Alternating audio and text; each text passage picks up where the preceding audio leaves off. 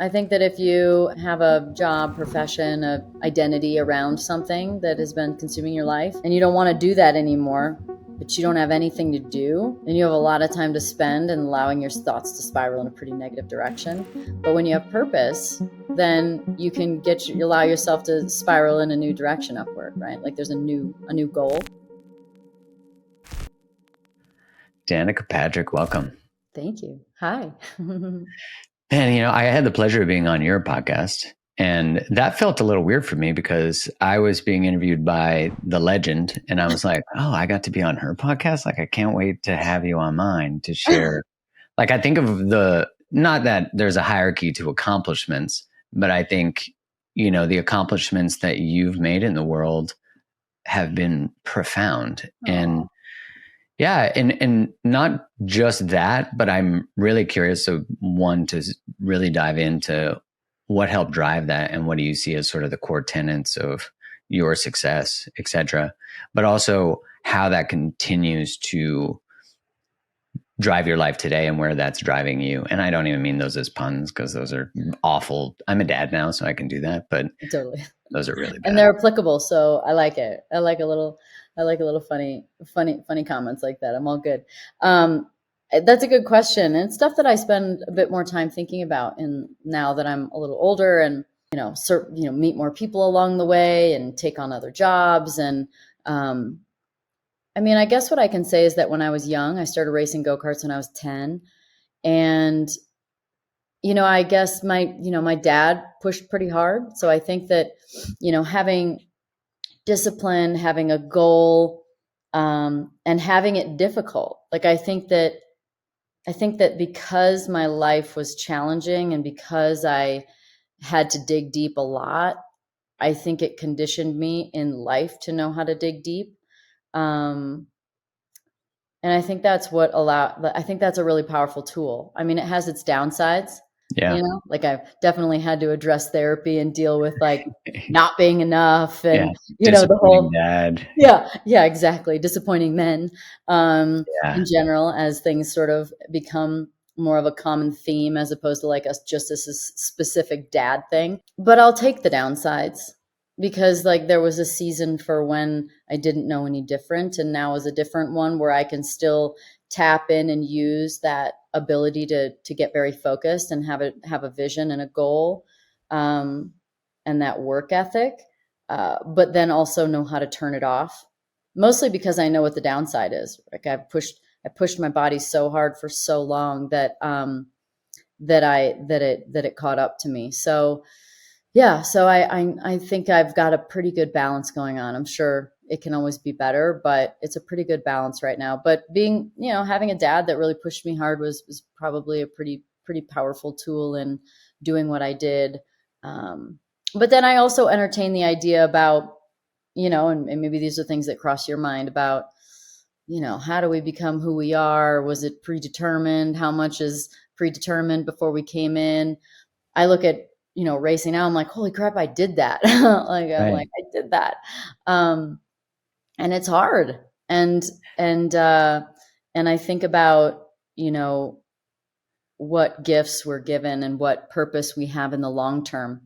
And I guess what's funny is that even when I retired, 6 years ago, yeah, right. Time's flying. Right? 2018. I think about how at the end, I really believed that maybe even what I did with racing was more of an opportunity to build a platform to do something even bigger. And I'm not saying I necessarily know exactly what that is, but I don't always think it's not always that easy either. It's not always easy to know exactly what our purpose is. Sometimes it kind of reveals itself in the unfolding of it. And maybe that's exactly what's happening right now. I'm not really sure, but I've definitely dipped my toe into a few other arenas these days with, politics and, having more of an opinion, because there was no place for that. When I was racing and having sponsors and just being an athlete, there was really no place for the opinions, the perspectives. Anytime it was always like, stay away from religion and politics. Those are the topics like you just don't mess with as an athlete. So, maybe it will play into some of those things, but who knows? That's the fun part about life. Yeah, it's interesting. I know I was speaking to a friend of mine who's an actress recently, and she said that they now have to sign a contract that they won't post anything to do with politics or, something controversial, or else they can lose the contract. And I thought, oh my gosh, this is such an interesting controlling of narrative. Like, it is just another form of censorship, because in some way it's like you're going to actually lose your income. Not to mention, publicly, you'll likely be shamed for the fact that you cost your job or whatever it might be. Like, you're leaving a show because of whatever. But yeah, we live in a time now where it feels as though we're really being invited, and this could be a bias, so feel free to call out my bias, but I really feel like now more than ever, it seems like we're being invited to be able to stand in what is true for us and self-express, when there's never been more resistance to self-expression, or just like being you. Yeah, there's a lot of polarity going on right now. And whether like just simply like it's better and worse than ever, right? Yeah, It's like both and. exactly. And I think that's kind of the nature of our reality, is there's just this dualistic nature that's equal and opposite. I don't know. Do you think so? Yeah, the dark, the light, the the positive, the negative, they're all required, Right, in but order. they pull on equal and opposite, right? Oh, So like it's better than ever. Like think about how aware we are of of darkness, which is a good thing. We need to right. know, right? To put light on it, to get rid of it and alchemize it and change it. And then we've got, like all this like awareness for the nefarious sort of things going on, or, how much more anxiety there is in the world, or depression, or, the like there's so many tough things going on. And, just the, child trafficking and, so many horrible things that are actually happening. It's like we see it, but now we know it. And it's a very interesting time. I know that there's so many times in the spiritual world that, we've never seen a time like this. Have we? I don't know. I wonder Yeah. also if this is just the cycle of human, Seems to be, and right? we're in the sixth extinction. And I wonder if this just keeps going on and on. Will we ever figure it out? Will we not? Is this the nature of this reality that we live in and it just doesn't change? I don't know. I mean, I get really curious, like what's really going on. Are we supposed to be human beings that evolve our consciousness and evolve the planet into a different level of density and energy that's going to change Earth? Or is Earth just what it is and being human is what it is, and then we just go somewhere else with this? Or do we not? Does our consciousness travel? Right? These are all just questions that are fun to contemplate, and I'm not sure we necessarily will get the answer while we're alive and with it. Although plant medicine gives you some insight. Yeah, it does. You definitely get this experience of being like, I remember when I did ayahuasca, I did it in December in Peru. For the first time. Yeah. Yeah. Wow. And, and I remember the first time I did it, I was like the first ceremony. I Mm-hmm. was like, I get why people do this, but I'm not sure this Mm-hmm. is like my plant medicine. Mm-hmm. And I had two more journeys. So there was a lot more uncovered after that thought process. But Right. um, and like a descent and then a rising and, all the things, so like the hero's journey in 1 week in Peru. But one thing I remember so profoundly was that when I would close my eyes in this hut in Peru, I would all of a sudden just like feel and see all these beings and experience that were beyond the veil, Mm-hmm. and then I'd open them and here I was back in the 3D. And Mm-hmm. it was this crazy wild experience of being able to feel like really those like nuances of the body that you sense, that you were starting to feel like, oh, that's what it means to feel beyond this. Does that make sense? Mm-hmm. Yeah. I mean, yes, because I've done enough different stuff between ayahuasca and psilocybin, and Same. Yeah. um, uh, I think that I don't ever really see beings, so that's fun for you. I love that. I usually see humans, and I see human scenarios. Um, I mean, there was lessons in ayahuasca, but in psilocybin, there was more like lessons in the nature of reality. So Yeah. at first, when I dove in, it was like I was a waveform, and I knew I wasn't human, That's and I cool. knew it wasn't real. I just knew this was what was real. And I was like, how am I ever going to be human again with this? Because I like fully Now I embodied the know. reality that I'm a waveform. And I'm like, oh my God. And then my next thought was, my sister's going to be so mad because she's just not into this stuff. Like, my sister's going to be so mad. And then I was like, my dogs, my family. Oh no. And, but that was like, it definitely shows you there's a different reality. And then the cool thing with psilocybin was that, and you said when you sort of woke up, because definitely when you take, I mean, with ayahuasca, when your eyes are open, you're pretty with it. Like it's not Yeah. really, you're not Yeah. really, doesn't feel like you're tripping. But with psilocybin, when I'd wake up, it was a break from the field of information, and which there's so much information. Yeah. And so I would go into this space and ask a lot of questions, but it was like simultaneous answers. And as quick as I could ask, there was an answer, and it was overwhelming. And so after about, I feel like it was like maybe almost 2 hours, an hour and a half to 2 hours, I kind of sat up and I was like, oh, being a human is a break. We should love this. Oh, We should wow. love this That's narrow point of interesting. perception that gives us a break from the field of all. Of From everything. yeah, exactly. It's overwhelming. There's so much. And that it's so cool to be able to narrow it up and just focus in on one thing and have it almost be like a vacation.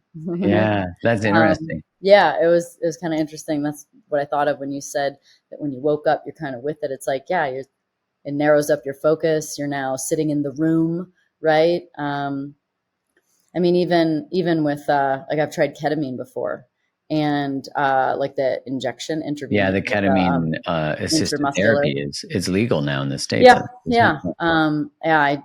I tried the shot of it once, and it was like 45 minutes, and that was similar in a sense that like it was really weird. It was like these boxes were opening up with the music and changing the nature of my reality, or the setting, and then the music would change and it'd fold the box up and open it back up into another one.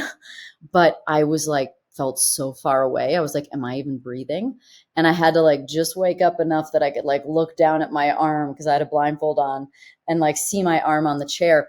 And the There you focus got so narrow that I was back in this like office, sitting in this room in a chair. And I was like, oh, and it was almost kind of sad. I was like, oh, this is so boring. I'm just like sitting That's in a interesting. room. But yeah, I mean, they definitely give you some interesting insight, which is the nature of reality is such a curiosity of mine. When you think about your own growth through being a 10-year-old racing in go-kart races and the evolution of your career, and then you look back, I'm curious, was there a moment where you can delineate where you were living the life you were taught to want and living what, like your dad wants you in go-karting, you're connecting with your father through it. So that's Mm-hmm. happening. There's a positive experience. Mm-hmm. And then you're going through the racing, you're achieving all these things you're trailblazing, not just a path as a driver, but a path as a female. Mm-hmm. So you're like held in an iconic position. Mm-hmm. And I'm just curious, is there a moment where like real, because I heard you say on the podcast you did with Simon Sinek, Mm-hmm. that authenticity is the highest frequency. And Mm-hmm. I was like, that's fire. And I'm curious, was there a moment where that frequency was really being birthed and differentiation was happening between the Mm-hmm. performative, Yeah. getting approval of dad versus I'm doing this for me? Yeah. Yeah, there was. I think there was an underlying one all the time. And I'll say that I loved racing. I wouldn't have done it for 27 years if I didn't love it, but I just Yeah. loved aspects of it. So, um, the one interesting thing was like I didn't ever get excited to go to the track. I was always just nervous. It didn't mean I didn't want to, but it was like I was nervous, and I wasn't like, oh my God, I can't wait. Let's go to the racetrack. Hmm. I think my dad told me that I would get excited to go testing so that I could get better. Like I would want to do that. But generally it was stressful for me. And so I think that it was just something in my life I needed to do. And that's the kind of going back to when I retired, thinking maybe I'll do something after racing will be even bigger than racing, but I needed the platform to do the next thing. Maybe that's why, because it was just puzzle piece that needed to fit in for something in the future. Maybe. Right. But then I'd say it wasn't until like 2016, 17 that, I mean, I'd kind of gotten more into spirituality in like probably 14, 15, and just like fell out of resonance with the energy of what it took to do the job. I mean, and not necessarily what it took to do the job, a little bit, right? Because you had to be a real dick, and you had to be very selfish, and you had to be, it had to be really consuming to do it, with spending time with the team and homework and politicking and figuring out who was going to, team personnel positioning was like a shitty thing that you had to kind of think about and navigate and work. But also that I just didn't really love like the people as much. Like I felt like I could feel that it was just like a slightly negative. It was a draining schedule, draining environment. It wasn't, just didn't, like, I don't know, just didn't feel as happy. It didn't feel as fun. I didn't feel like I resonated with the people as much. Some, not everyone, of course, but some. It just wasn't, just kind of all fell a little out of resonance, is really the simplest way I can say that, probably around 2017, which is my last full year. Was So, that when you think of your adventure into beginning what you said, like I started to explore spirituality, what drew you into that? Like, what was the calling that you're like, because, now you're like, what is time? Which lifetime is this? Like, those are all questions I think are profound opportunities to be in, because we don't really know how any of this works, even though we like to think we do. Right. That gives us some sort of existential, it like soothes existential angst. But yeah, like what was that, the seed or the toe in the water of spirituality, and why? I think that one, kind of like what I just explained about, was racing always my thing? I think it's always been there for me. I've always been really skeptical. I've been curious and skeptical, I think, as like a meld of two feelings I've had in my life. I mean, I was like buying like astrology books when I was a teenager, and like love signs. It was like Linda Goodman's Love Signs, to figure out like what signs I was compatible with. I called a psychic for my 18th birthday. Like you were like dipping into the woo. I've always been really curious. Yeah. So I think it's always been there, but it wasn't until it was a girls' trip to Sedona. I was actually Flagstaff, but we were in Sedona. So we're like, not quite Flagstaff, but it was around Sedona. Yeah. We're staying at a friend's house, and there was like 5 or 6 or 7 of us. And it was like maybe 7 of us. And so we did like vortex tours. We like hiked Kachina and the male female, and we did, we were doing all kinds of fun little, we obviously went to Tlaquepaque and did our psychic readings, and I remember it was my birthday. So it was March, and there was a cake. And so not only were we taking pictures out in nature, and we're like, look at those orbs in the picture, and then take a picture of me with the candles, and we're like, wow, there's so many orbs. And it's like, oh my God, they're lens flares, but don't worry about it. We were in the magic. It's fine. It's not an orb. It's just a lens flare. But I just remember that trip being like the one where we all just kind of started like really getting into the magic of things and being curious. And, I mean, I can even remember to today, like, I don't know if it was the psychic or someone I saw in Sedona, but they were like, blue lapis is your stone. And like, I've always since then been really curious about it. And that's led to that being like the stone of Isis. And, like that's led me to Egypt, and it was a trip led by a girl named Isis. And, wow. There's just like I could to go into a bunch of stuff about it, but like that trip kind of started the ball rolling with a lot of things. And I think that was 15. I've heard that the journey to Egypt is very transformative, just in terms of the energetics of the spaces. Yeah. It can be, for sure. I'm not going to say you go and it's just like your whole life changes, but I mean, the first time I went was 2021. It was February of 21. And it was actually a fun story how I ended up there. So I went to this one day Joe Dispenza event in Santa Barbara at the end of 2020. And in my room, like my radio was on, and I turned it off, but somehow it turned back on again. And so I was like, There's only like 20 people at this little one day gathering. So it was kind of like an exclusive thing. It was, the pandemic time where it was just like people just wanted to do shit. Yeah. And so they said, "Oh, there's a girl arriving, and she can fix that for you. Nada like will clear the room and spirits and stuff." I'm like, "Oh, cool!" And of course, I'm like, "I gotta meet this girl."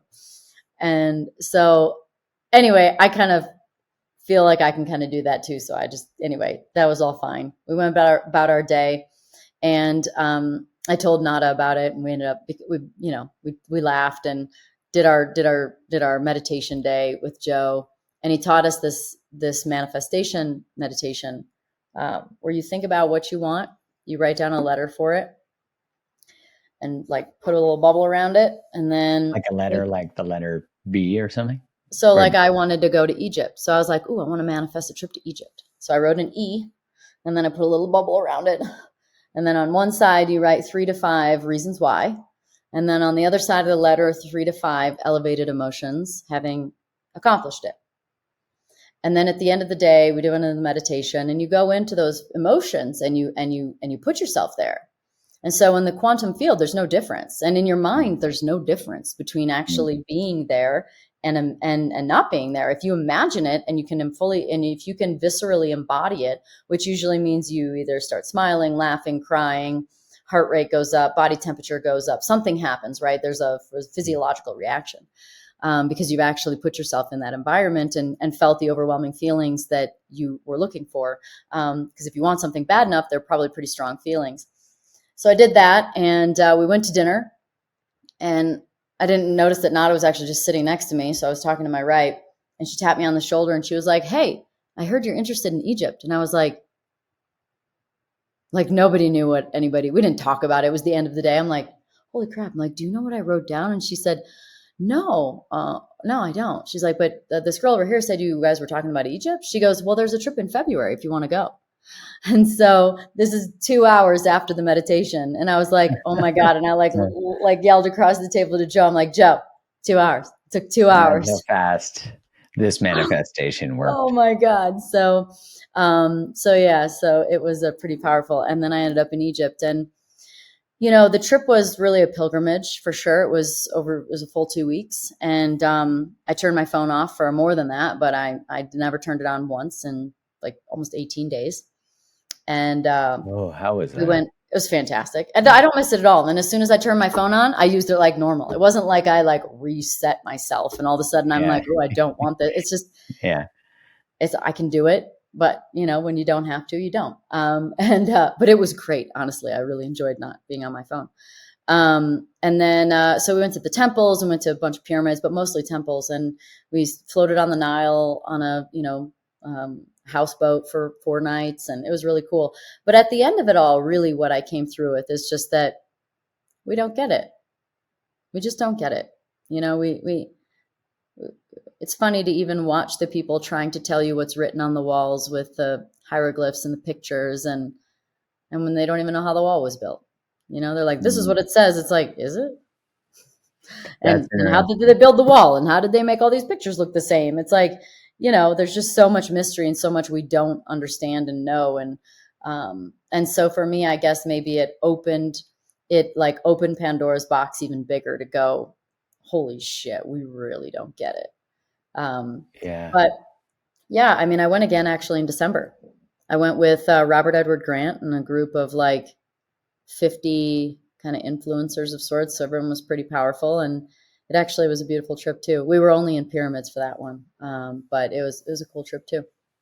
Yeah, the pyramids. I mean, even what you're saying, we don't even know how they were built. Yeah, and yet we're giving tours of these places, which I think it's great that people get to tour them. I just mean, I think it's really it's an interesting paradox that you're saying, like, oh yeah, here we are explaining the hieroglyphs. Is that how you said hieroglyphs?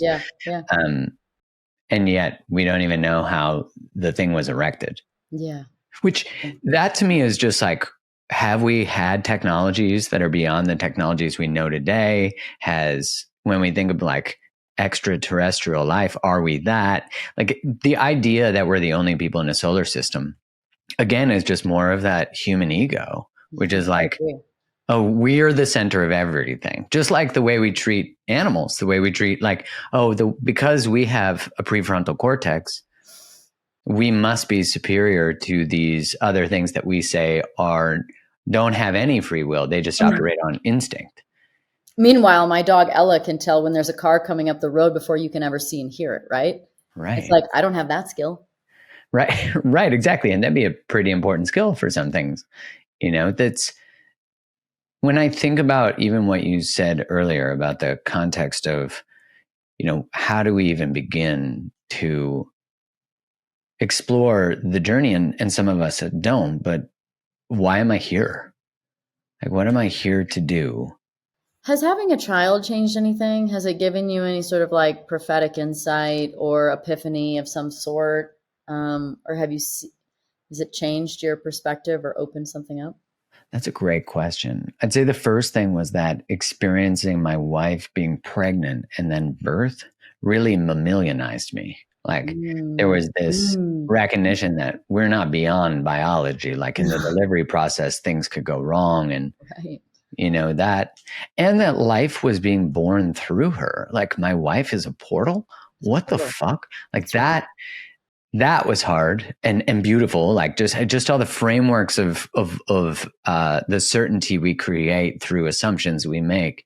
But having a son also made me recognize the linear nature of time in our experience, because now I'm like, oh, I've had a dad who taught me, a mother who taught me, and now I'm not looking up anymore. I'm looking up and down or side to side, whatever perspective is. But I'd say from like a stepping into purpose and potential and evolution, it offered a different motivation, which was like, what am I going? The legacy I leave is really quite documented, and I was like, well, what am I going to leave for him? Like, what is that conversation going to be? Who was his father? And that raised a whole new level of responsibility, of accountability to integrity for me. Yeah. Not only for him, but for yourself, right? For me. Yeah. It was like, he's going to look at my life and be like, my dad used to say this stuff, but instead it'll be like, oh shit, my dad lived this. Yeah. And that felt really like, that was a call. Like, I don't know if you've seen recently, but I'm leaving Instagram. Mm-hmm. Yeah, I saw that. And I'm leaving Instagram because I wrote a book with my wife that's about being in relationships that are mutually expansive, and there's something about the relationship with Meta, and I'd say TikTok too, but I'm just being more specific to Facebook and Instagram, that there's no mutuality. It is an extractive relationship of the creator. And so how can I tolerate that there and then be fully alive in every other area of my life? I don't think, like when someone says you can have a healthy relationship to social media, I'm like, I actually don't think you can, because it's not designed for you to. 100%. I mean, I think you can have moments where it's productive. I think that can be like that. I think you can use it to connect. That's, surely how we connected, how I've connected with a lot of different people. I met my wife on it. So there you go. Yeah. So there's beauty in it, but it's dangerous, and no different than the phase of my life where being really like focused and determined and, single track mind and, in that space of like driving really hard, how it had its season. Like a social media platform can also have its season, right? Like you can see it through for what it needed to do for you and still move on. Like it doesn't mean you can go on from that and take what you got and just go where I'm at now. It just doesn't serve me the same way. And you don't need it. So yeah, it's just a season and that's over. It's on to the next thing. When you think of your own evolution of being a woman and a young woman in that world that was mainly dominated by men, and then how did you have to disconnect from your own feminine expression to be in that? And were you disconnected as a requirement? And then was that longing that you were talking about, was that it? Was that the longing? Yeah. Interesting. I've spent a lot of time trying to cultivate feminine energy and like, in my dating life, I went through a lot of time where guys were like, you're more masculine than I am. And that was really hurtful. Like that Yeah. was really hurtful because I'm a really big caretaker. I always have been in every relationship. Like I'll cook, I'll take care of you, I'll massage your feet, I'll go run the errands, I'm very caretaker. But I think the part that was hard is that it, like, my job hardened me, and Mm. so it's in me because I'm such a fiery person. I'm a double Aries, and I'm like, and that was cultivated in my life, through my job, to be aggressive and be like, to run with the boys and be like the boys in most ways, in a lot of ways. So I being soft and feminine and like emotional, like there just was not a place for that. And so I just think I overdeveloped the masculine side of me and underdeveloped the feminine side of me. So I don't think I was as like open. I wasn't as vulnerable. I wasn't as emotional. Um, I just wasn't as like soft and understanding. And so I just think that, yeah, I think there was a slight disconnect. And at the end of the day too, when I'm in work mode, and I still can get into it, it's just that it can be more of a switch for me, where if it's work time, I get more bossy. I get more, everything goes faster, and everything already goes very fast. Yeah. Like I was making some tacos for my boyfriend, and he was like, "You just made 4-minute tacos." I'm like, "Yeah, I do. That's what I do. Like I make everything fast. I do everything Like fast." 6-minute abs is a real thing now. Exactly. So when I'm doing everything, when I'm working, I do everything even faster, and I get a little bit more selfish with my time and my energy, and so I get a little bit more edgy and Yeah. testy, and so and I get a less tolerant of people not moving at my speed. Mm. So then my bossiness goes, I'll just do it. I just kind of. So I don't think that feels very feminine. So I was always in work mode for so long. Like I never turned that off. There was like never a time to turn that off. So I think that was probably also, it was just always staying in that sort of high beta work mode, and doing so much instead of just like sitting back and allowing and letting people do things for me. It was much harder to do that. It's still hard for me to let people do things for me. What do you think then about the message that is sent to women? Like, you can do everything a man does. You can do it better. You can, Mm-hmm.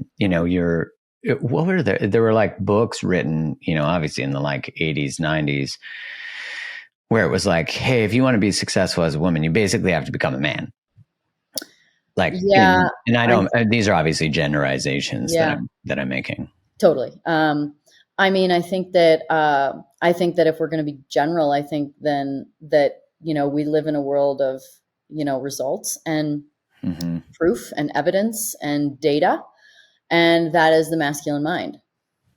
Yeah. There's not as much space and time for, like, space and respect for, like, we're watching this show called The Wheel of Time, and it's this like magic show, and it's about women being able to touch like the one power, like the source, the one power energy, and that if men get it, they corrupt it, and it drives them mad. And Mm. so and That's so interesting. I think that there's not as much respect or space for like the intuition, right, like think about, like, if you're talking about a business deal and you're talking about, well, I just have this intuitive hit, or I just get this feeling like this isn't the right company to go with, we should go over here. And it's like, where's the proof? If I show you the analytics and the data, I can Right. show you the trajectory of why this company's better than that company. It's like, no, but it just doesn't feel right. It's like, that does not work in Yeah. business. Yeah. Yeah. Put that on a balance sheet. Right. Yeah. So I think that, I think that could be a big reason why, masculine energy works so well in business. Yeah. It makes sense. And I think of how many women have to forego their true essence, and really like maybe the acceptance of that intuitive sense. And I was thinking as you were sharing about that show, like one thing that came up for me was just thinking, well, if we keep elevating and sort of the arc of, let's say, having to remove empathy, like you were saying in Yeah. racing, that you had to potentially be a dick to be successful. Yeah. So like Yeah. the willingness, I don't know, does that look like the willingness to cut people off, the willingness to like, Oh yeah, crash them or, just like, yeah. and that's what makes the winner, which is ironic because then we celebrate the winner and we might remember the person who crashed in the wall because they die. Yeah. But otherwise they still didn't finish first. And I think that's so representative and metaphorical really of so much of how we do society. You know what I mean? Short-term win, long-term loss. In Yeah. some ways too. Like, yeah, okay, there's the long-term, like you're the one that's remembered for the win and these things, but I think then integrity comes into the question. Yeah. Just like, how do you want to live your life? What feels good? What makes you happy? At the end of the day, like all of my spiritual, like journeying and curiosity and therapy I've done and books I've read and people I've interviewed, it's all about like, how do I get happier more of the time? Yeah. That's it, right? That's it. How do I What have find you more come up joy with? in moments? How do I feel content more of the time doing less? Yeah, and I've noticed that I do, which is why I have not been to therapy in a year. Like I even find myself seeking spiritually a little bit less, like partly because I've explored so much and not a lot of new information necessarily, but I get a little interested when things like, April 8th eclipse comes and CERN's turning on their, Hadron Collider again. And, the Higgs guy, he died on April 8th. I saw that. Isn't that crazy? I didn't even see that. Yeah. Did it really? The guy, whatever his name is, Higgs, died on April 8th when they turned it back on. The Higgs boson. This type of stuff is just like, I know. So I still get super curious about it and I still get interested, but I kind of understand I understand a lot about, human patterning and mapping and how that all works and the cascade effect of childhood to adulthood and the experiences you have and what that does to you. So, I've found myself getting into more of a happy place. And for me, that's the point of all of it. what would you say are the key tenets of really driving? Because you were saying before that the resistance you experienced with your father and the resistance, like the tension, the hard on you part, you would take those negatives for what it created, like the container, what it brought out in you, what you learned. I'm curious, how do you think one can garner the things you're talking about and be with the negatives, quote unquote negatives that come with that tension? I'm thinking about whether or not they can truly exist simultaneously in the way that it needs to. Yeah, it's almost like you need the shadow motivation. Like when I'm thinking about it, is like, I think a lot of our, if it's not a strong enough, it's not a consuming enough feeling, it's hard for it to be a driving force at the level that you need it at. You almost have to be in the season where you don't know the difference. So I don't know, like I find that the companies and the things that I'm doing now, I don't do any of them full time. And I don't feel like I have to continue doing any of them if I don't want to, where it's not like life or death. So with racing, it was like, it was everything. And it was the only thing I did. It was the only thing I thought about. It was all about it. And so, I don't know. I think there's a potential that it's really just about a season of it. And I think, it's not that I can't remember what it's like to be in that space, but it's, even if I had to get back in a car again, let's say I decided to race again. I know how long it would take to narrow my I don't know how long, but I know it would take a while to narrow my focus back up enough to forget about all the other fun stuff I could be doing, relaxing, experiencing the world, traveling, relationships, just like having a bigger scope of life. Like it would be so narrowing. And I could, but you'd almost have to you'd have to trance yourself into going back down into it. Yeah, you'd almost have to, you would have to reduce your sensitivity. You'd have to get back into that masculine focus, which it made me think, like, as you were saying that, because one of my I guess a theory that I have is that the adaptive strategy that we develop as a child actually turns into a superpower when it's no longer to garner worth or safety or security.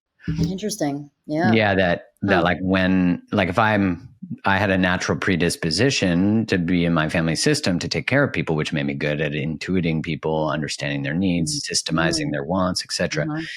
But when I'm still sourcing closeness and needing them to need me, it's not free. It's coming at a cost. And it's also, although it's hyper attunement, it makes me good at things. It still unconsciously will come with a hook. And so when I think about Oh what yeah. drove you to such mastery, and that's what, as you were saying it, and I'm curious your thoughts on this. I was like, I wonder if the people who are the best at something actually have to completely, they need the shadow side of that to drive them beyond where a rational human would go. Like, I don't know, because I don't want to shame that Yeah. level of performance, but I'm also like, Right. I think of Ironman triathletes and I'm like, it's the most important thing in their life. And they train like Sure. 9 hours a day and Well, right. they're Think about the obsessed. focus and think about the how level of attention you have here, and then the lack of attention you have on everything else, right? So it's back to the beginning of like this dualistic nature. It's like you can't Yeah. have this hyper isolated focus and be aware of everything else, including other people's feelings, right? Like you can't, Yeah. like, you're not even attuned to yours, and essentially we can't see ourselves at a That's different level than we interesting. see other people, right? So when you get rid of how you feel, because it does not matter. What matters is the goal, accomplishing it, right? It doesn't matter if you're tired, it doesn't matter if you're scared, it doesn't matter if you're insecure, it doesn't matter. Like you just have to go. You just have to go. And so you Mm, can't be attuned to other people in the realm of tired, sad, nervous, exhausted. Like you can't be, because you're not even tuned to yourself. right.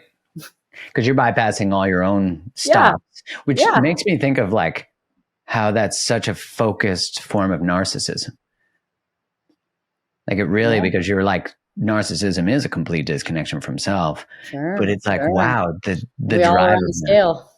Yeah. Yeah. Which, because when you experience the vastness of life that you're talking about, it's like to Mm-hmm. go back into the narrow focus would be you have this skill set, Mm-hmm. but you Mm-hmm. would have to actually develop some form of coping mechanism to not feel the things that you value that are missing, like the totality of your Yeah. experience. Yeah.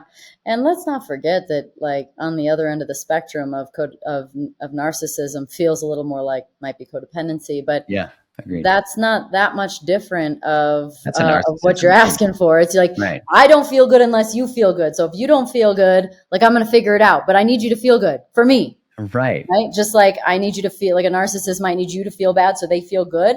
Like you need the codependent needs you to feel good for me to feel good. So it's like not that much different. No, It's just, it just seems sweeter. It's like comes in a sweeter package, but on it's, Instagram, it's packaged with much more like, I'm the victim of these people, this person's yeah, inability to show up. Yeah, it's yeah, true. And when you think about it, that's like the centering of a self in another way. Like it's self-centered in terms of like, I need everyone else to be fine, to need support, to need yeah. whatever. That's interesting. I never thought about that flip of like, they need you to feel bad and you need them to feel happy. So they're both Mhm. obsessed about the other. Needing, yeah, exactly. So the question is like, how do you, and this has been my journey, and essentially this is what I learned in ayahuasca was about, like, the message was like, you're not going to find what that perfect compatible completion of self with someone else. You're going to have to find it with yourself. And I, like, had to mourn that. The Libra rising Yeah. in me was like, no, no, there's going to be someone that completes me so perfectly. But it doesn't exist. Like, so you have to find it. So I had to find it within myself, and I still work towards that. Like I mean, I'm much better at it, and I'm much more self-aware. Like getting triggered, I know that if I have a reaction, it's saying something much more about me and my orientation about how I see the situation and what it means for me. Right? If someone, like, doesn't, like, say good morning and give me a kiss, it's like, oh, do you not love me? Like, it's Right. that, what happened? Right? Like, you still have to do. I still, regularly do these little double checks, but I know that it's not. It doesn't. It's not always about me. What do you recommend to people through your own experience of allowing what you desire to create to change? Because I think that for us, the pivot seems to be a really like that. You want to be a race car driver and then wait, I don't want to do that anymore. But knowing that your whole life, identity, everything is connected to that. But I think for anybody that could be anything. So I'm curious, what do you recommend for that? I think you need something to do. I think that if you have a job, profession, a identity around something that has been consuming your life, and you don't want to do that anymore, but you don't have anything to do, then you have a lot of time to spend and allowing your thoughts to spiral in a pretty negative direction. But when you have purpose, then you can allow yourself to spiral in a new direction upward, right? Like there's a new goal. So I think that because when I retired, I had, the wine company. At that point, I had a clothing business. I was doing speaking engagements, but that continued to grow. Like I had things to do.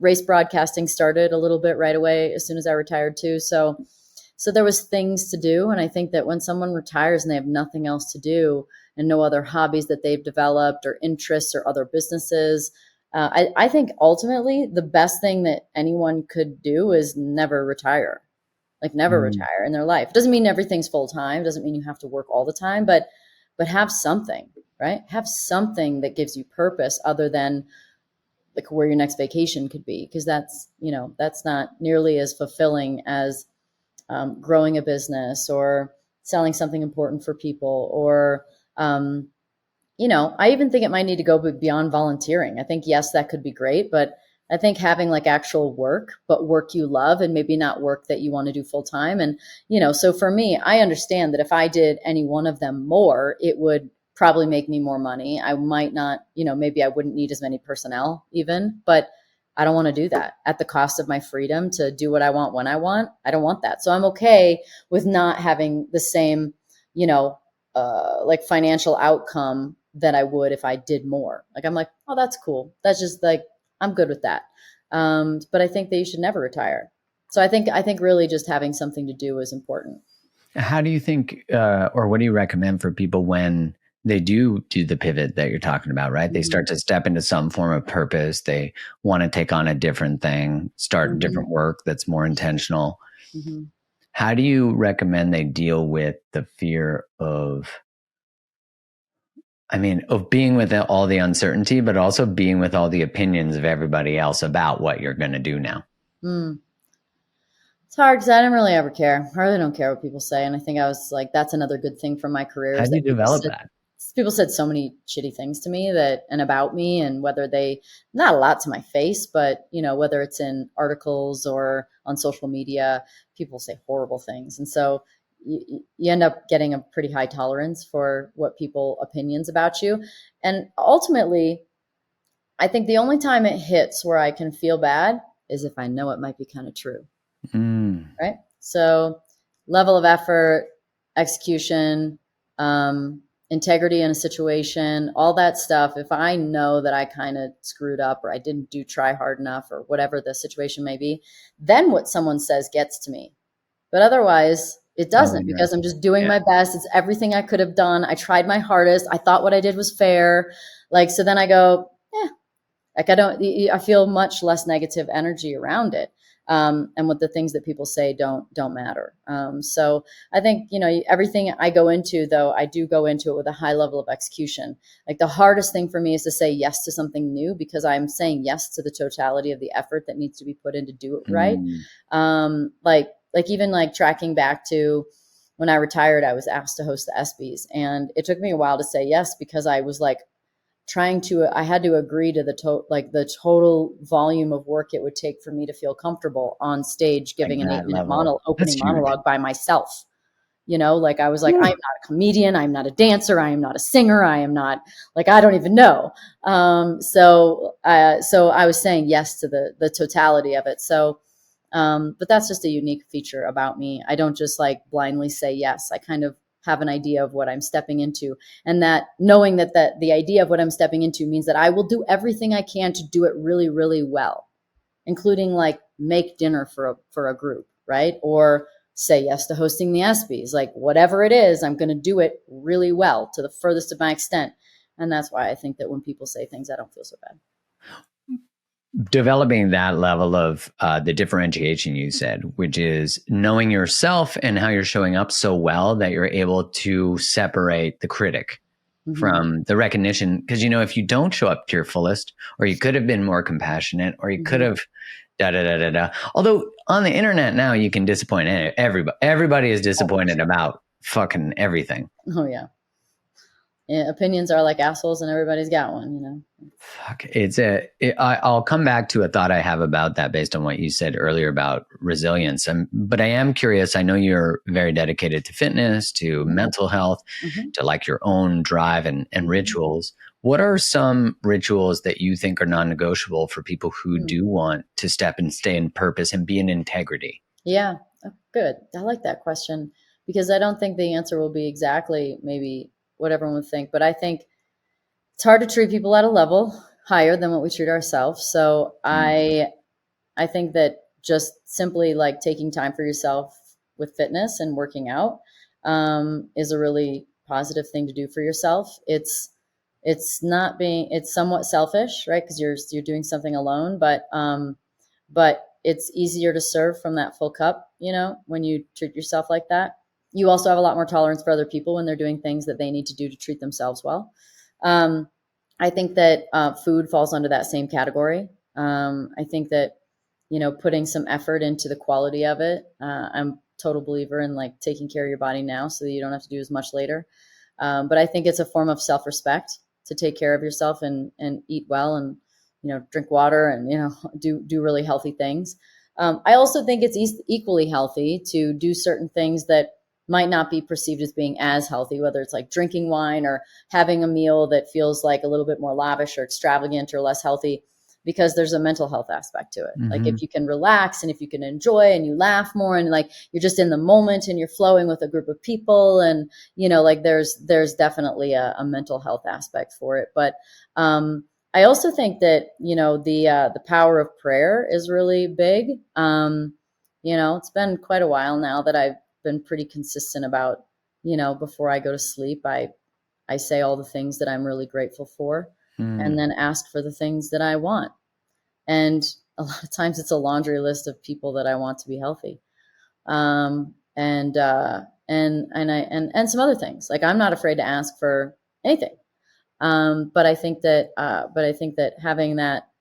having that prayer, or it could be meditation. I just think prayer is a little bit more direct about having actual gratitude and knowing what you want.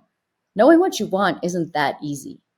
No. Right? Like I even sit down, like I was talking about earlier, the manifestation technique that Joe Dispenza taught. I have to sit here and think, like, what is it that I want? It's like, it's not always that easy to answer it. I mean, you could say like, oh, I want a yacht or a jet or like a new car, or I don't know, but like some of that doesn't even feel like actually what you want. Right. Like, what do I want? So like to like lay your head down and ask for certain things, I think is like really important to just stay aware of what the hell it is that you actually want in life. I think that's another one that's really powerful and important, and that's pretty non-negotiable, but it doesn't take it. I mean, it's just for me. Nobody knows when I'm doing it, right?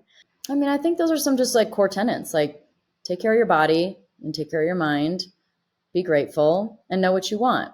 That's pretty simple.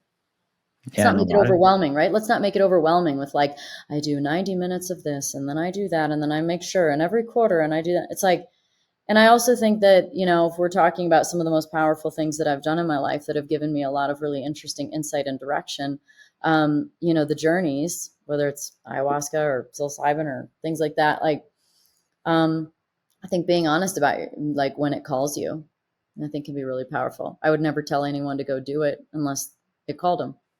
Yeah, I agree. And I think in society today, one, it's gotten a lot more like I've had experts on talking about it because it's become so much more culturally acceptable. Especially I'm not American, but I spend a lot of time in the States. It's like there's still so much residue and still so much stuff of like the war on drugs. And I mean, God, the at this point, it's like the line between conspiracy and truth is so.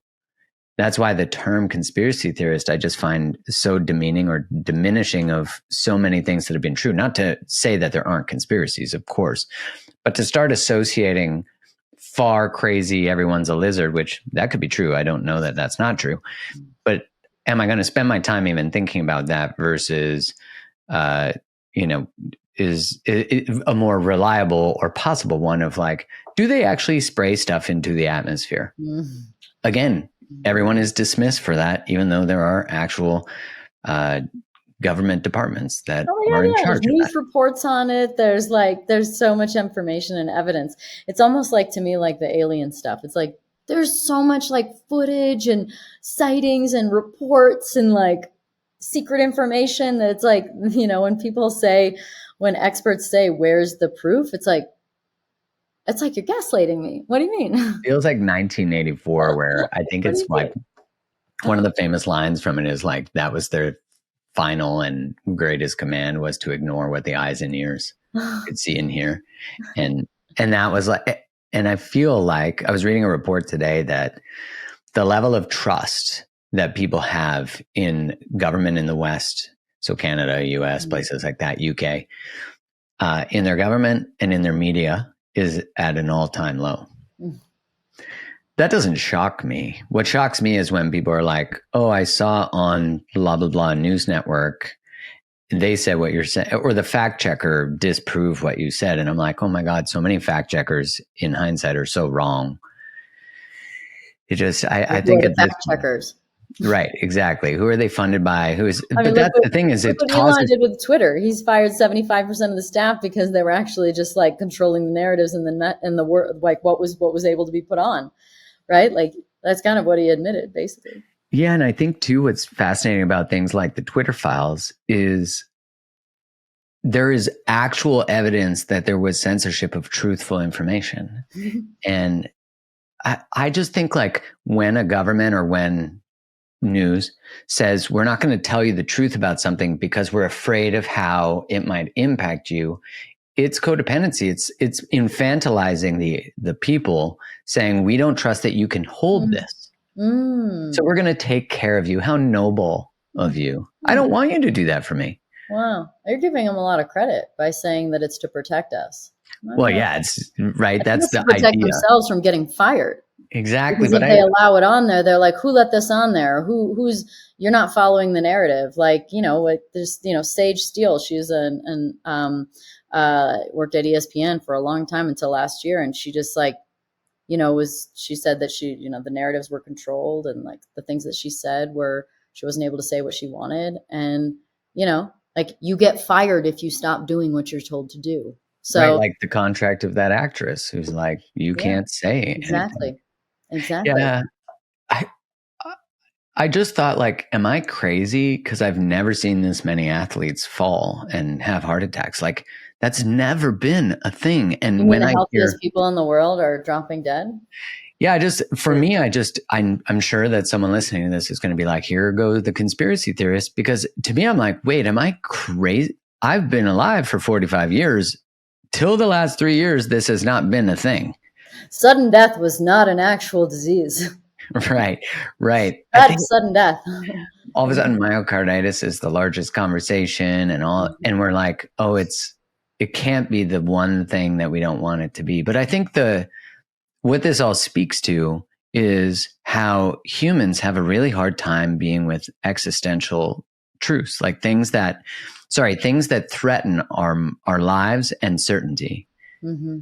And I think that goes down to the truth of our childhood and how our parents really were, or what we felt growing up, the traumas we've had.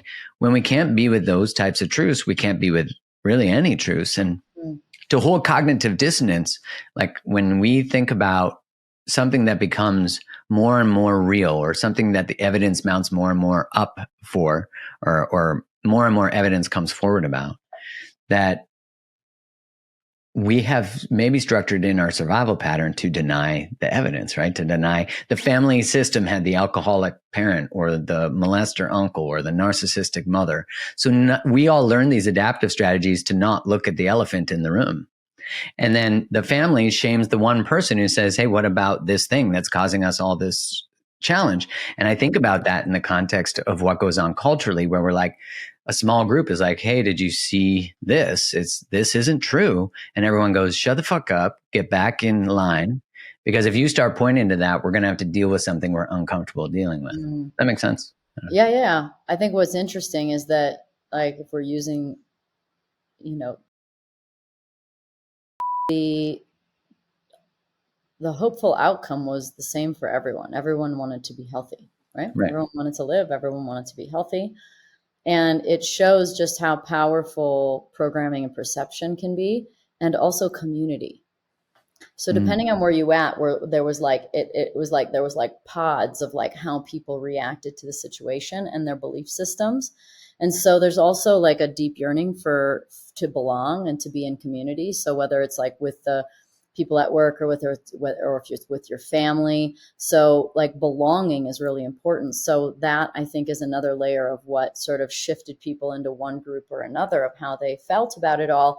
But ultimately, the reason why anyone got vaccinated was to be healthy. And the reason why anyone didn't get vaccinated was to be healthy. Right. The whole point is the same. And if we look at that, we're going to go back in the conversation to narcissism and codependency. Like the goal is the same, my needs, right? I need to feel good.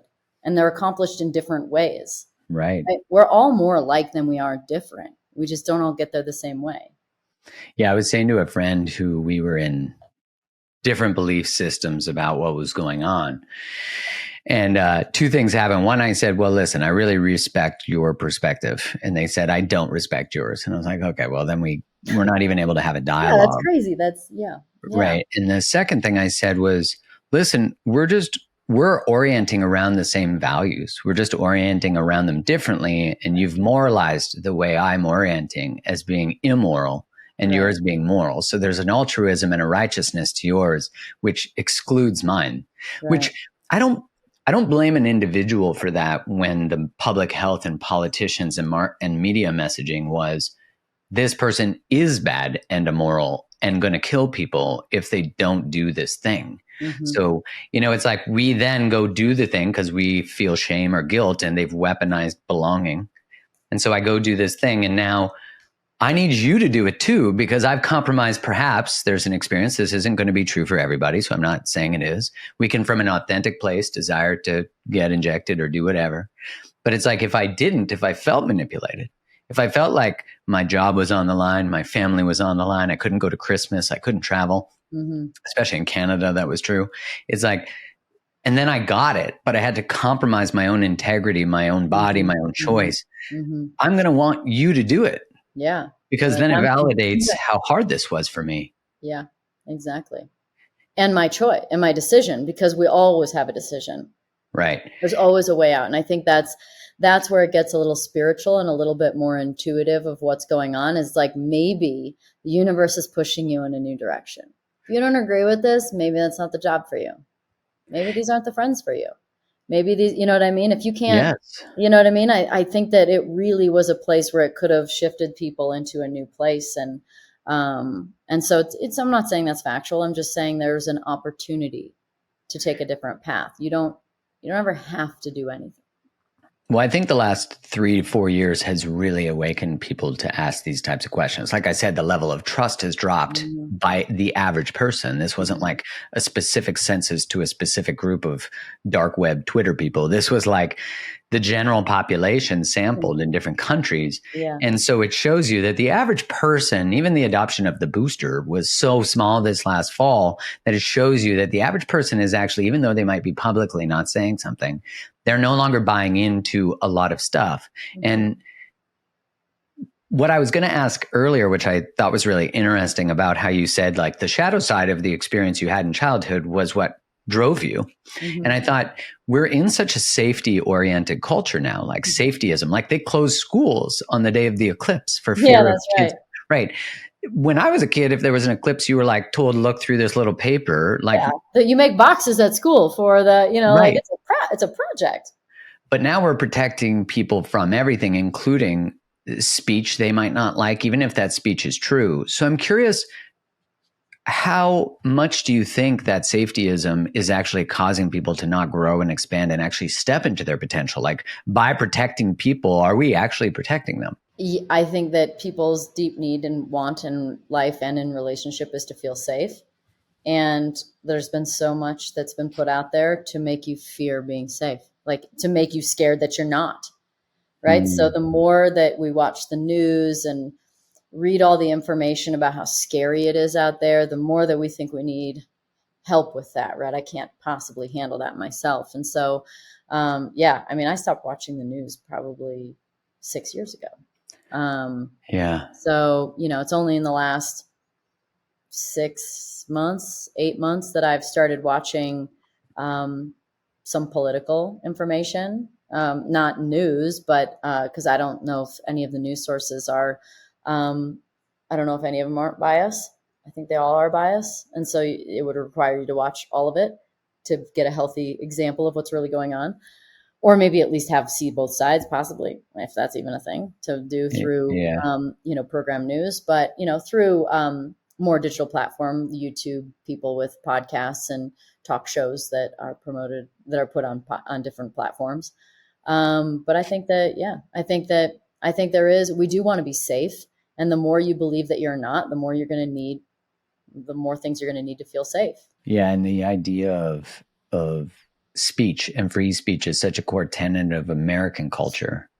Yeah. I wouldn't say it's a core tenet of Canadian culture, which I think is maybe one of the challenges of the Canadian ideologies, and how we're joked about internationally as apologizing for everything, which is really codependency. Is like, we don't want to upset you, so we're just going to apologize. Like, oh, you invaded our country, we're so sorry we had borders, And I think, yeah, well, when I think about the core tenets of things like free speech, I can recognize that some speech is incredibly harmful and hateful and all that. And I'm also like, but where's the line of who gets to decide? And I think politically and historically, someone deciding that usually ends up using it as a way of influencing and controlling narratives and their own power. Because you were saying about how in that show, when men touch the source, they get consumed by it and exploit it. And I'm like, yeah, that seems to be what happens in human systems, isn't it? They say in the show, it's that it turns them mad and they kill even everyone they love. Like, it's like it's destructive. It's an interesting analogy, it's an interesting way of looking at it. But I think at the end of the day, men and women aren't the same. I don't think that we're the same. I don't want to be the same. Right? I don't want there to be the same. I do love the idea that when two people can balance out their masculine and feminine energy and they come together, that they create a better being, right? A more powerful, you each become more powerful and more successful and more happy, more joyful, and you can accomplish more and do more and feel better because of two people with balance and two different skill sets, not completely, but somewhat. Yeah, agreed. That there's something more that is born through that. Yeah. In the individual.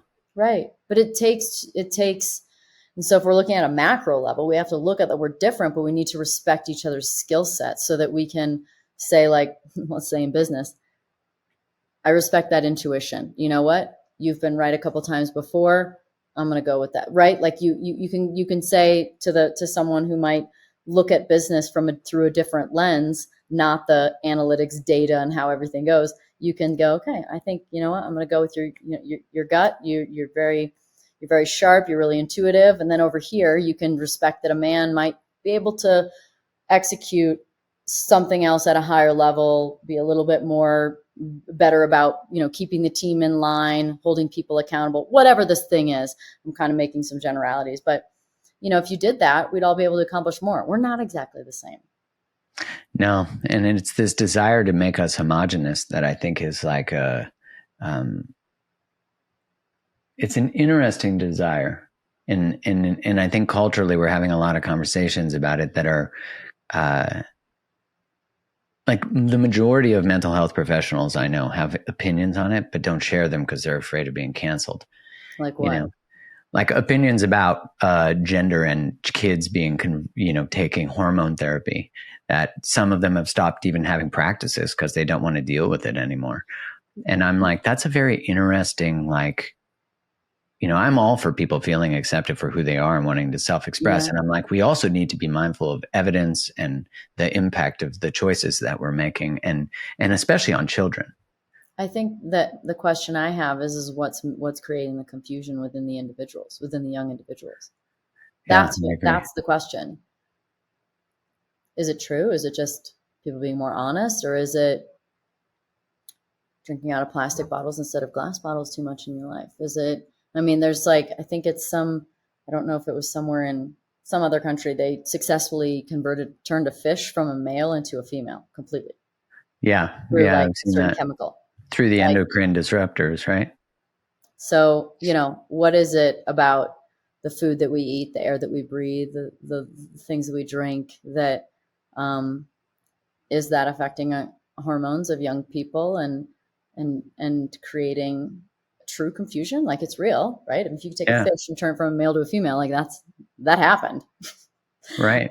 So, just like you can see evidence of those who are transitioning that take testosterone, and you can see their bodies change and they feel different and they want sex more. And, like, hormones are a real thing.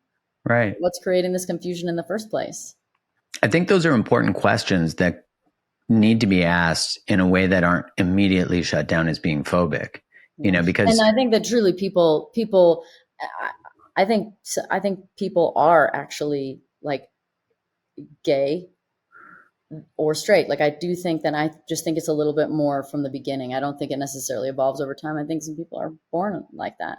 yeah, agreed. And I think what you're saying about the environmental influence is just an important point of inquiry. And I Right, think right, right. all this points to is like curiosity is not the rejection of an idea, right? Like to ask Yes. questions doesn't mean that you don't love somebody or you don't, but it's like our experiences can shape our personality. Often what we call our personality are just adaptive strategies. So if our environment, things like glyphosate, things like and different types of endocrine disruptors in the cups, in the food we're eating, in the processed food, the traumas we experience, all this stuff shapes us and actually shapes us physiologically. And Mm-hmm. so it's like how much also if what's interacting with the confusion is also shaped from there not being adults challenging and holding an anchor of what some truth is. Mm-hmm. And again, I don't propose to know all the answers to all of this, Mm-hmm. but I think the questions are important to be asked. And what I notice in our culture is that asking questions is now deemed as right wing, Right. Totally. transphobic, insert the phobic, anti this, conspiratorial. Right. And I think there's this really sincere draw of people to a form of centrism again. Things like what, political parties can start to actually, there's like a whole part of the left that is lost now and now just considered right. Mm-hmm. And I'm not a politician. I'm not an expert on quote unquote wings, but I think the buy-in to these binary ideas, the binary way of thinking of left or right, pro or anti, is a trap. And you were talking about the polarity. It like then just creates more extremes in polarity. Well, a lot of us are trying to dance in the both and, in the masculine, feminine, in the pro, anti, in the, because I think the shadow of all of these exists in all of us. So if we can't be with it, then I think it goes back to what you said about the high performer has to ignore their own feelings. It's amazing how these all overlap in terms of archetypes. Yeah, and they sort of dance in the same circle of different polarities, right? I think that's one thing I realized. This is not like it's not like happy and sad. It's like this continuation, right? Everything is it's just one. It's like hot and cold. You can't actually tell when it's hot and cold, right? It's not only when they're on the opposite ends of the spectrum, but you actually don't know what point one's one or the other. Yeah, I had this really incredible transgender woman on my podcast named Julia Malat, and we got to, I got to have all these conversations with her Oh, but where she's so she was fascinating. just incredible. She was able to, she is an incredible human, able to engage in all the different diverse ways of thinking. And I think, in the context of all of this, being able to find some sort of neutrality, so we have openness and curiosity, which is a key of all relating. And I hope that through long form Yeah, conversations, we're able to do that again. I think reels and shorts and all these things, yeah. they really don't allow us to see the model of dialogue. You know what I mean? Right. Well, you can't quite vet something out in 30 seconds, Right. Right. right? So Let's look at the you can't sort complexity of all this. exactly. You can't ask a dumb question without it being like insulting, right? The dumb question is just want to learn. And so, you can't feel the navigation and the evolution and the openness of people in a quick, short little video. No, you can't. And I think us trying to reduce ourselves to such simplicity is, again, bypassing, ignoring. It requires bypassing and ignoring the complexities of our own experience. Yeah, yeah. I mean, I think my personality is, my form of empathy comes in the form of understanding. So I ask a lot of questions, and to some people, it can feel a little accusational, probably. I think that's been a situation for sure. But that's how I learn that's how I connect with someone, is to really understand where it's coming from, how they feel about it, what they want, what they do. I just ask a lot of questions. And so I just think we have to get to a place as people where we can be comfortable asking questions instead of being afraid that it will offend someone. Yeah, I agree. I'm curious what's next for you now that you're like, the racing has been far in the past, of course, now Mhm. six years. Mhm. Like, as you're on this journey of continued expansion, like, what is calling to you and what's next for you? Well, I'd say like my political interest is fairly new. And I think that's just because it sort of feels like the way that the country, or the way that things are being run, feels manipulative. It feels contrived. It feels, it finally touches my real life. Like I see like chemtrails in the sky when you see like a big grid of like, you know, planes that have flown over, and it just makes me mad because number one, what's falling from that? And number two, I think it just usually leads to cloudy days, which makes me mad because I'm solar powered. Or even the food that I eat, and how, like, what do you do? Like, organic's not enough anymore, and what do I? So I have my own little garden. Okay, wait, but what about that plane that flew over that dropped something on my food? That's right. I just feel like Right. it's so hard to know, and I feel like there's general manipulation behind the scenes too. I mean, you can even see people where they buy something from the store and they take off the sticker that's on the food, and it ends up showing that it has like an actual another picture on the back of the sticker that shows that they've done something beyond. They've like I think that's a lot of times you see it with like an apple or something. They put that protective coating on it that Oh is yeah, I forget what that's preservative. called. It's like a The preservative thing. the Bill Gates preservative on top of organic stuff that's made with, I want to say the term is polysaccharides, but I can't Yeah, remember the. exactly. And so they're just like sneaky, and it's like, man, it just feels like it's harder to live the life that I want to live. Um, and really, goes back to December when I went to a Turning Point event called AmFest in Phoenix, run by a guy named Charlie Kirk. And it was, I posted that I love America, love my country. And, it basically was met with people acting as if I was, a huge MAGA Trump supporter, like very radical right. And I'm like, since when is it not okay to say that I love my country? Yeah, that's an Why is that interesting divisive? response. If Yeah. you live here too, don't you love it?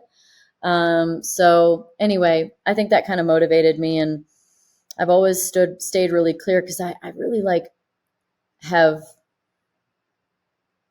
struggled with the idea that if I feed into it, so if I, like, let's say I start talking about politics or interview people or watch it, like, am I actually perpetuating it? Am I holding its energy by being a part of it? Or do I need to go live my life and just act as if it doesn't even exist? Is that how you actually enter a new reality, is to not participate in the old one? Yeah, interesting. And I think because it affects my life, I want to jump in. And also, I think that there's a difference between people doing things out of love versus fear. Like, I think there's a lot of Yeah, people that agreed. participate in that arena because, again, they're like controlled. They have to do it. They got to keep their job. They're doing like they're kind of like following a rhetoric or a pathway because they maybe want to climb in the ranks of office of like political office. So they take money from someone. It ends up being like maybe not a direction that they agree with. But the money makes them have to temper Yeah, their sort of compromise. messaging, compromise. And so I think that exposing that and just sort of like being a part of some possible next future and doing it out of love, like going, because I don't think that people have truly seen what happens when the quiet and the ones that want to live their life and the ones that are just trying to go about their day get involved in something and do it with passion. Yeah, Like, agreed. It's not like fear, everything you've done. passion. Like, Yeah, I don't give a flying what you think.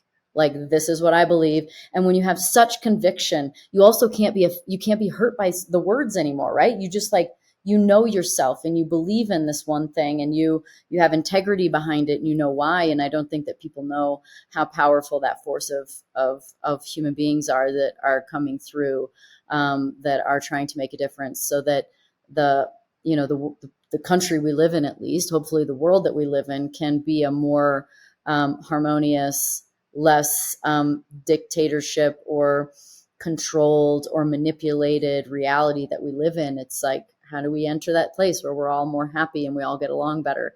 And yeah, I think that's part of why I'm a little bit more interested in it. I think that if people live their lives like that, the world would transform, relationships would transform.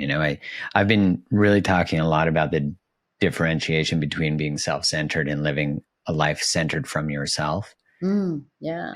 And one is obviously selfish and requires other people to abandon themselves in order to live around you.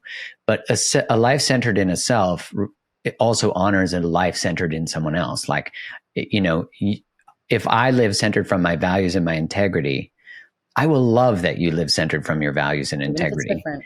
and that your beliefs don't compromise mine. Like, we can actually coexist. And Yeah. there's a line I heard from Jonathan Haidt where he was quoting his rabbi, and he said that basically what begins as two perspectives is always, the third one is always wiser. Like, the third that's derived from the first two is always wiser. And I'm butchering it. But what I loved about it was this idea that, like, the two different perspectives, even if they're diametrically opposed, a wiser version comes through dialogue. And this is Totally. it's true of love, romantic relationships, parenting, friends, politics. And I don't think this is being modeled, like, even I think in the US, the presidential run that's going on, there's a refusal to even debate. And I'm like, we're not even watching, not that I vote in the States, but we're not even getting to see the different ways that, quote unquote, these different wings perceive the world. We're not getting to see what is born from the clash of those things. We didn't get to see that during COVID. You didn't get to see, there was a lot of different opinions during COVID, but you didn't see, when I was a pharmaceutical rep, and I was for 14 years, you would have panels with people who disagreed on stuff, have discussions. And that was actually what academic spaces and conferences did. Yeah. And all of a sudden the abandonment of that occurred during COVID. It's alchemy. We're missing the alchemy of like what happens when you take two ideas and put them together and come up with a new one. It's like, this is why there are groups that work together, because you're better in a group when you can put all the ideas together, is provided it's a healthy environment where everybody's respected and honored and open, and all that anyone cares about is the highest good of the most amount of people and the best outcome, right? It's not self-serving. It doesn't require anyone to be forgotten, but actually, how can we live in a way where everyone is remembered? And that highest purpose of everyone is beautiful.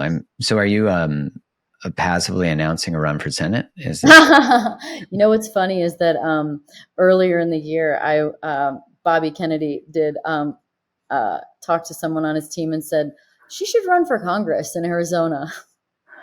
I talked to this woman who's very close to him, and it was interesting to actually hear about like the deeper history of politics and how, you know, like a role like that was more about representing your community and what people wanted there, and it was actually, and the fact that I didn't want to do it was saying more about why I should, right? And it's the people that don't want to do it. I mean, think about it. Think about how many people you've met that are incredible business people, and you're like, you should be president, and they go, right. No way, right? The people that you're like, you should do it. You're a good person. You have integrity. You're smart. You're a great business person. They're like, hell no, wouldn't touch that with 10-foot pole kind of thing, right? And it's the people that are the most reluctant. But I feel like almost that it ends up being like the best position has to be someone that is reluctant but feels called, right? That's probably like the perfect like little intersection of someone that should be in that position. And I'm not saying that no one running right now is like that. Maybe they are. I mean, they can only really know. And I think I heard Vivek say that a little bit. But yeah, I mean, feeling called, feeling called, whether it's to plant medicine or to a new job or to running for president, like, you know, the calling is a deeper, more purposeful, love-based sort of mission, as opposed to needing a job or wanting money or fearful of not having either of those things. That's not the right motivation. Beautiful. Well, I think that's a great message to send people off with. I'm so grateful for your time. And I'm grateful for the insights and just you sharing the wisdom that you've garnered through all the experiences you've had thus far in your life, and look forward to walking alongside and cheering you on in this next run for president or Congress or whatever it might be. No, if there's anything that I could accomplish in the world of politics, it would be to get rid of partisan politics. It's funny, this movie came on watching the other night. It's called Man of the Year. It's old. It was with Robin Williams. It's got to be at least 20 years old, maybe. And some of the ideas are the same. And like that, you know, one of them being partisan politics, like I'm not this way, I'm not that way. Like I just want the best for the most, you know, for the people. It's like, that's exactly how I feel. If there's one thing that I could be like a legend for, it'd be like leading the way on getting rid of partisan politics. Because it seems like the best way, the best thing to do is to truly listen to someone. And it's like, instead of having some guise of like some idea of what you think they're going to be like already, it's like, just listen with openness. And that's what you'd do if they weren't red or blue. You would just go, oh, what do you think? Like, what does this person believe in? Because usually the person that you want isn't all the way over here or all the way over here, right? It's not. We don't really, like, I even think to myself, like, I live my life from a personal life in a fairly more like liberal way, but then like, I mean, fiscally, I'm much more conservative. So, you know, like even my own orientation with how I go through life feels not super clear either direction. So, yeah, I think that would be the one thing I would try and promote. Well, beautiful. I'm curious, for people listening, where can they find more of you? Yeah. Instagram, or we have Facebook. And yeah, I think those are the easiest things. And your podcast. And my podcast. Yeah, my podcast. And YouTube? You're on YouTube too, aren't you? Yep, it's on YouTube. Yeah, that's where you can find the video form, but it's on every platform that podcasts are on, all the audio as well as the visual. Thanks so much, Danica. I really appreciate it.